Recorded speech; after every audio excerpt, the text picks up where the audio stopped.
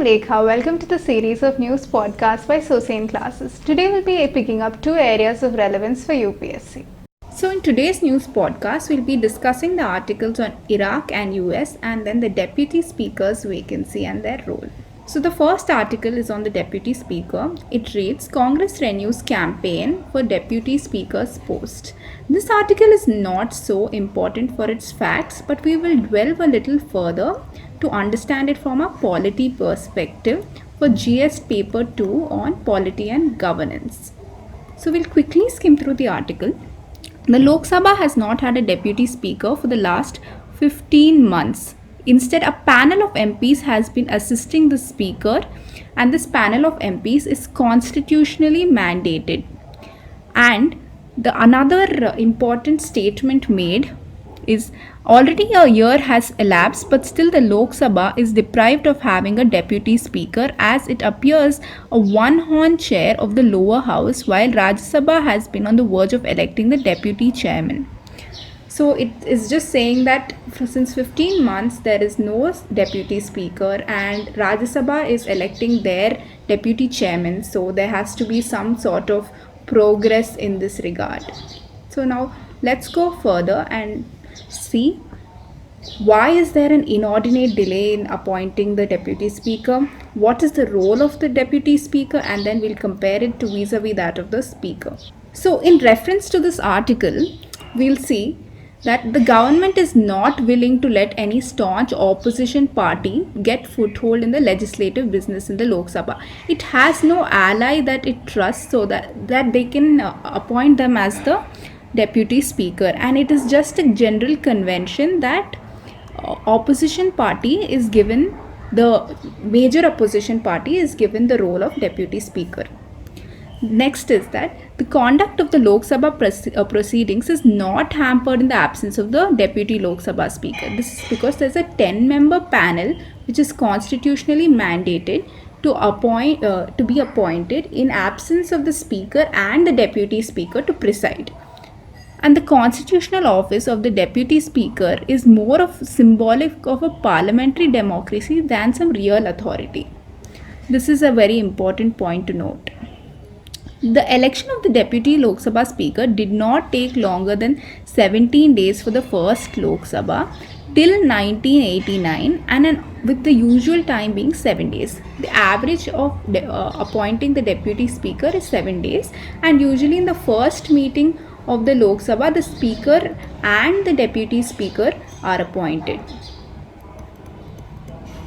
Here we can note that Article 93 of the Constitution states that the Speaker and Deputy Speaker of the lower house of the Parliament, that is Lok Sabha, to be elected in the first sitting of the Lok Sabha. Here we must note that there is no obligation to appoint the Deputy Speaker. It only provides that the election of both the Speaker and Deputy Speaker should take place as soon as possible, but there is no time frame that is given. And in the previous longest period without a deputy speaker has also been in the BJP-led government in 1988, when Atal Bihari Vajpayee government had not decided who to offer the position to, which finally went to the PM Syed of the Congress. Now, let us see the roles and functions of the deputy speaker. The deputy speaker is the vice presiding officer of the Lok Sabha. The presiding officer is the speaker. They act as the presiding officer in case of leave or absence of the speaker. It is by convention that the position of the deputy speaker is offered to the opposition party in India since time immemorial. The deputy speaker is elected in the first meeting of the Lok Sabha, same as the speaker. And same as the speaker, both have a term of 5 years. And they are elected from among the members of the Lok Sabha itself. An important difference to note is that the speaker and deputy speaker, in case of the speaker, they have to resign from their party. But in case of the deputy speaker, they don't have to resign, but they have to remain impartial. And they hold office until either they cease to be a member of the Lok Sabha or they resign. In case of removal of the deputy speaker, since they are both, the speaker and deputy speaker, are accountable to the parliament, they can only be removed by an effective majority, that is 50% after removing vacancies. In In case of absence of the speaker, the deputy speaker presides, we have already discussed this in the sessions, and conducts its business in the house, all the business that the speaker generally takes care of. He decides whether a bill is a money bill or a non-money bill. They mandate the discipline and decorum of the house. They permit the moving of various kinds of motions like the adjournment motion, the motion of censure, the motion of no confidence, and different other resolutions, and they call for notice. Get the basic similarities between a speaker and deputy speaker, and there are very few differences which we will also come to. The duties and powers of the speaker and deputy speaker are essentially the same, because in case of the speaker being absent due to ill health or death, the deputy speaker takes over and he performs the same functions essentially. Their election is done on the first meeting of the Lok Sabha, and both of them hold office until the assembly is dissolved. But there's a major difference. The speaker does not stop holding office until the next Lok Sabha is elected. But there is no provision as for the deputy speaker in the constitution. Both have to be impartial, but with respect to resignation from party, it is only mandatory for the speaker again, and the deputy speaker need not, but it is so done that the deputy speaker also resigns.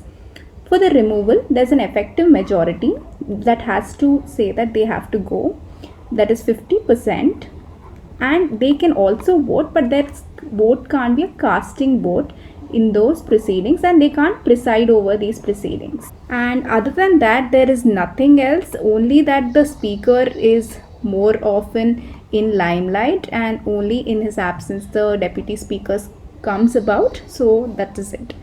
Now let us see the highlights of everything that we've discussed. The vice presiding officer is the deputy speaker, and presiding officer in case of absence of speaker. He has a term of 5 years, elected in the first meeting of the Lok Sabha. It's mostly a symbolic position, and it's not really constitutionally obligatory, and it's a constitutionally mandated 10-member panel is appointed by the speaker itself in the first meeting of the Lok Sabha, that in case of absence of deputy speaker and speaker, they will take over. So because of this, there is no real obligation, and we say it's a symbolic position.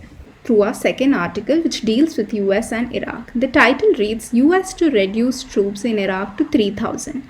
Military says it will continue to advise and assist in fighting the final elements of IS. Let's look at the important parts of this article. US is cutting troops in Iraq to roughly to half, that is 3,000 forces, and they're reducing it from 5,200 troops which are currently deployed in Iraq.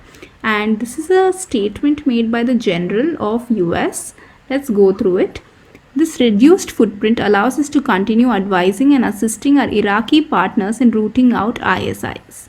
And this is almost roughly in the troop force levels in 2015 which were in Iraq.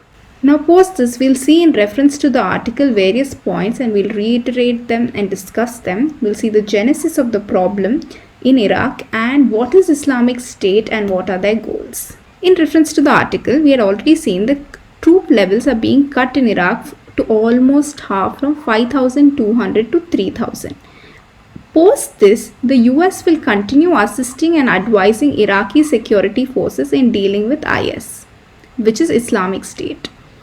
And this is mainly because the US forces are constantly being attacked by Iran's backed militias. This is especially after the killing of General Qasem Soleimani, whom we will see about in the next slide and his importance. But the gist of it is, he was killed in Iraqi soil, and he's an Irani general. He was a stalwart in Middle Eastern politics, and he was more than just a military general. He was one of the most respected people in the world. And in March, there was an attack on Iraqi air base which killed 3 US-led coalition force soldiers. And US is not very happy with their soldiers ever dying. And this is in consonance with Trump's 2016 promise, which said he will bring back the troops home, and he wants to end endless wars that the US is fighting, and will reduce their forces in Germany and Afghanistan by the end of his term. Let's see what is the importance of Qasem Soleimani by this little snippet video from BBC. Qasem Soleimani was no ordinary general. You felt his presence on almost every battlefield in the Middle East. He'd either been there, he was either about to arrive, his name was always spoken of. He was viciously efficient at serving Iran's interest in Lebanon, in Syria, in Iraq, and beyond, all the way to Afghanistan. He was an electrifying figure. When he appeared, it rallied Iranian supporters, Iranian militiamen. He reshaped the world around him. He wasn't just a military man. He was involved in the nitty-gritty details of the politics in the countries in which he served. So Bashar al-Assad in Syria is probably in power thanks to Qasem Soleimani. And Abdul Mahdi in Iraq, the Prime Minister, stayed in power because of his influence. He got involved in all of the detail in all of these countries. Now we have seen his influence, and this has soured relationships with Iraq because of the killing on their soil and even attacks on their civilians by Iranians.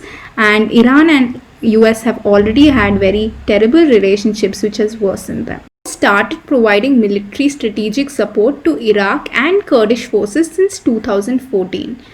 Kurdistan is an autonomous region of Iraq which had gotten autonomy in 1970, and it has gotten so because of its historical and cultural differences from the Iraqi people, although they're still a part of the same country. At the height of the war, there were 150,000 US personnel deployed in Iraq.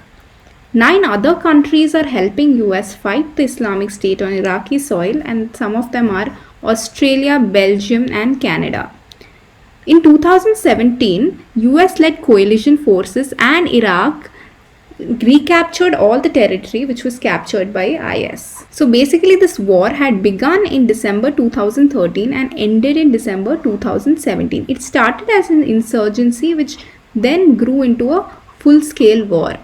In 2013, it started with the conquest of Ramadi, Fallujah, Mosul, Tikrit, basically the areas of northern Iraq which also Kurdistan is a part of. This is Mosul, Kirkuk, Tikrit. We will see it properly in the next slide. And basically ISIS is a militant group that follows a fundamentalist doctrine of Sunni Islam. At the height, 56,000 square kilometers of Iraqi territory containing 4.5 million citizens were captured by them. Here in the red zones, you can see those are the areas controlled or contested by IS. You can see Tikrit, Ramadi, Fallujah, Mosul. So basically this entire region was under their control, even parts of Syria. Who are the ISIS? They are also called ISIL, which is Islamic State of Iraq and Levant countries. So this group has been designated a terrorist group by the UN.